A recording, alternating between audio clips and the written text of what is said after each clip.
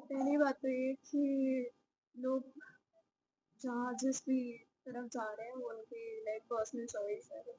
But as a youth president of this esteemed organization, I am planning to I have some plans in my mind. Campus जैसे दिल्ली है तो दिल्ली में crime rate बहुत ज़्यादा है and girls के लिए काफ़ी अनसेफ है। और बॉयज़ के साथ हमें देखता है कि they involve into different sorts of activities like alcohol, फिर ड्रग्स या फिर different forms of sins, acts like adultery and etcetera. तो काफ़ी सारी चीज़ें हैं, काफ़ी मुद्दों पे काम किया जा सकता है इसको लेकर के। जैसे कि मूसी मैम ने बताया भी कि we can directly approach the मतलब एफआईआर एंड हम आगे काम कर सकते हैं उस चीज़ पे।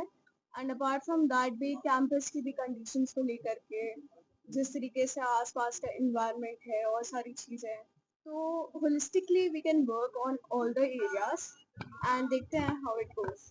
लगातार प्रधानमंत्री मुख्यमंत्री दावा करते हैं कि बेटियां सुरक्षित हैं, क्या क्या लगता है ये अनसेफ है?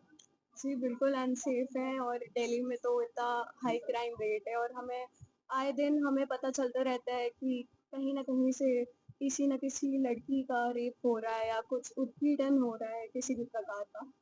तो ये सारे मुद्दे हैं जिनको उठाया अभी भी उठाने की ज़रूरत है और अभी जितना ज़्यादा ये उठेंगे, उतना ज़्यादा हम इनको सॉल्व कर सकते हैं। नारी और ह्यूमन राइट्स आपका काम कर रहा है, तो प्रदेश में आगे किस तरह से काम? जैसे अभी हम कर रहे हैं काम, हम लोग आगे भी करेंगे। इफ यू गो टू सी, एक यदि हम लोग एक एफआईआर करने जाते हैं तो कोई दूसरा व्यक्ति जो वो करने जाते उनकी सुनाई नहीं हो रही, तो हम लोग अपनी पूरी कोशिश कर रहे हैं कि जो व्यक्ति की राइट है, जो उनको चीज चाहिए, तो हम उनके राइट हम उनको दिलवा दें। जिम्मेदारी दी है, सारे डॉक्टर साहब काम करता है, इस चीज में काफी लोग जानते हैं, तो आगे किस तरह से और काम करें? देखिए, एक डॉक्टर को ये जिम्मेदारी चिकित्सा प्रकोष्ठ का पूरे भारतवर्ष का मुखिया बनाया जाना एक ये निश्चित तौर पर बताता है कि इनका मानवता की दिशा में कार्य करने का कितना दृढ़ संकल्प है और उसी दृढ़ संकल्प को देखते हुए ये जिम्मेदारी दी गई है।